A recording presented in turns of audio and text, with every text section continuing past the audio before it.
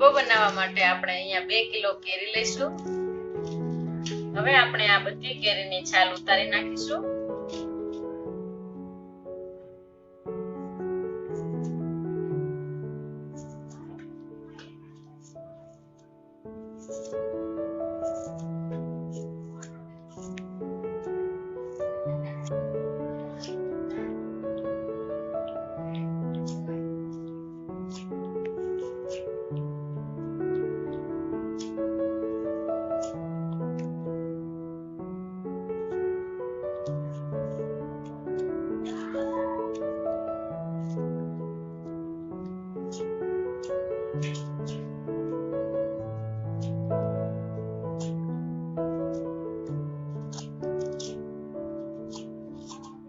આપણે હવે બધી કેરીની છાલ ઉતારી નાખી છે। તો હવે આપણે આ બધી કેરીને ખમણી નાખીશું। એના માટે મેં અહીંયા એક ખમણી લીધી છે। તો આ ખમણીની મદદથી હું બધી કેરીને ખમણી નાખીશ।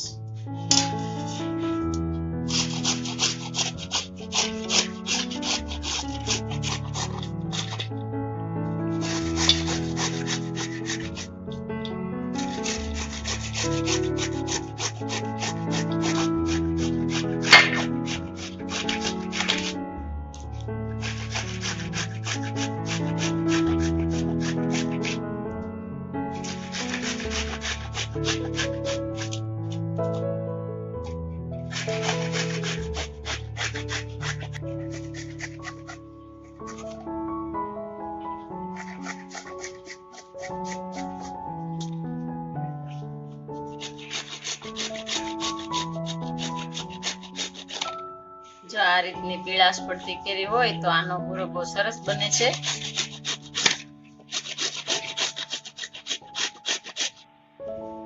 હવે આપણે અહીંયા છીણીને તૈયાર કરી લીધું છે। તો હવે આપણે એમાં 1 ચમચી હળદર નાખીશું।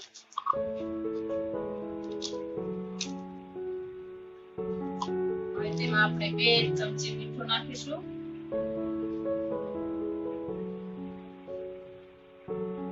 હવે બધું બરાબર મિક્સ કરી લઈશું।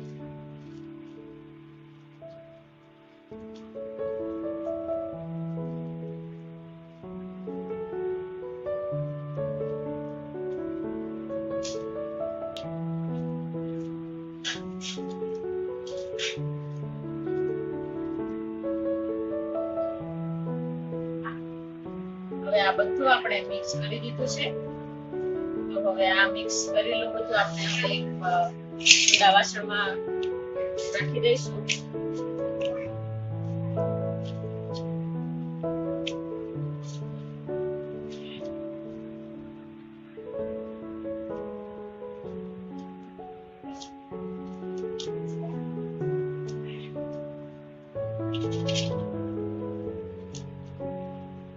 હવે આપણે આને 4 થી 5 કલાક માટે કાઢીને મૂકી દઈશું।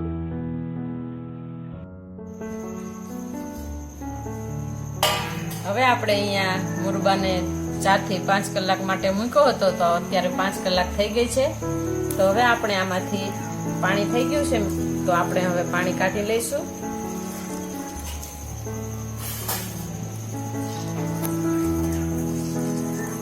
આમાંથી બધું પાણી આપણે કાઢી લેવાનું છે।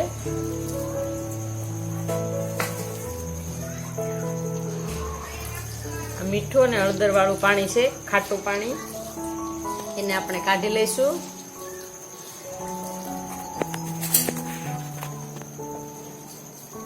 આ રીતનું આપણે બધું પાણી કાઢી લેવાનું છે।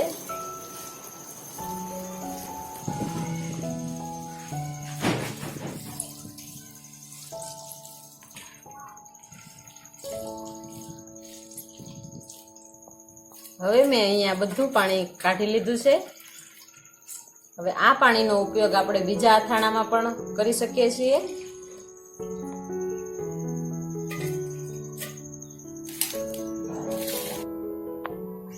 આ ખાટા પાણીનો ઉપયોગ આપણે કેરડા બોળવામાં, ગુંદામાં અને ગરમરમાં પણ કરી શકીએ છીએ। હવે આપણે અહીંયા બધું પાણી કાઢી લીધું છે। તો હવે એમાં આપણે 2 કિલો કેરી સામે 2 કિલો ખાંડ લીધી છે। તો હવે એ ખાંડને આપણે આમાં મિક્સ કરી દઈશું.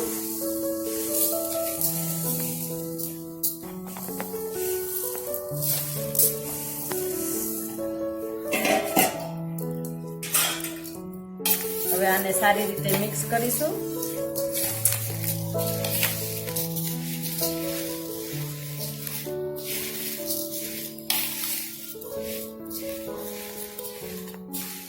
બરાબર મિક્સ કરીને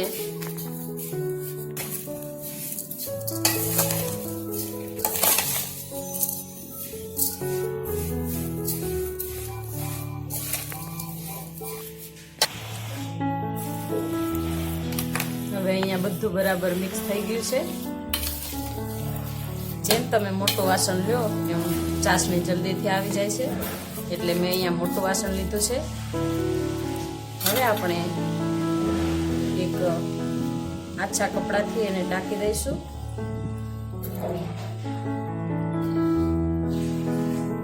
જેમ બને તેમ આછું કપડું લઈએ તો ચાસણી જલ્દીથી આવી જાય છે. હવે આપણે એક દોરીથી બાંધી લઈશું. હવે આપણે આને તડકામાં મૂકી દઈશું. હવે સાંજ પડી ગઈ છે તો મેં આ મુરબ્બાને ઉતારી લીધો છે. હવે આપણે ખોલીને જોઈ લઈએ. એમાં તો સરસ ચાસણી બની ગઈ છે. હવે એને બરાબર આપણે હલાવી નાખીએ. બધી ખાંડ આપણી ઓગળી ગઈ છે. બરાબર મિક્સ કરી લઈએ. હવે પાછો આપણે બાંધીને પેક કરીને મૂકી દઈએ ને સવારે પાછો તડકો આવે એટલે આપણે પાછો તડકામાં રાખી દઈશું.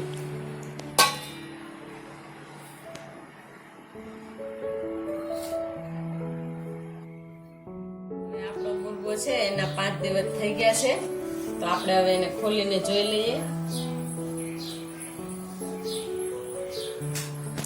તો આપણો મુરબ્બો સરસ ચાસણી આવી ગઈ છે.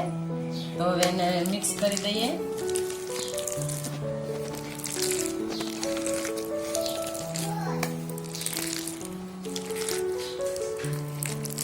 મુરબ્બામાં સરસ ચાસણી આવી ગઈ છે. બધું બરાબર મિક્સ કરી લઈએ.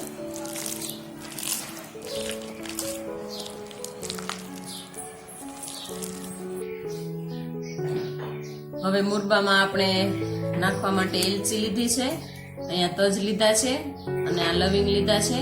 હવે આ ત્રણેયને આપણે ભૂકો કરી નાખીએ.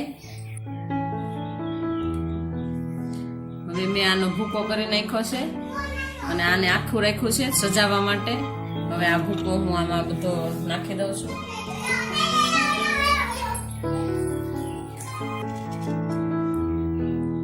બધું આમાં મિક્સ કરી દઈશું. હવે આપણે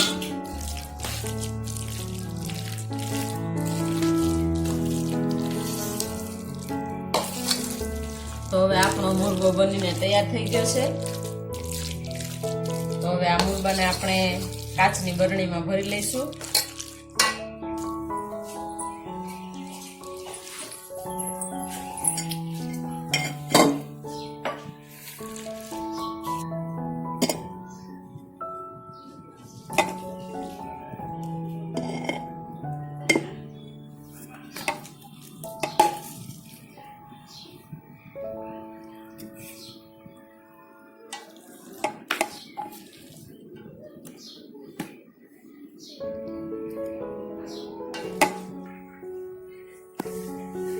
આ મુરબ્બો મેં બધો બરણીમાં ભરી લીધો છે. હવે થોડું થોડું પ્રેસ કરી દઉં એટલે બધી ચાસણી છે તે થોડી ઉપર આવી જાય.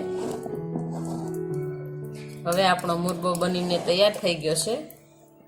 તો હવે આ બરણીને આપણે પેક કરી અને રાખી દઈશું. હવે ખાવા માટે મુરબ્બો તૈયાર છે.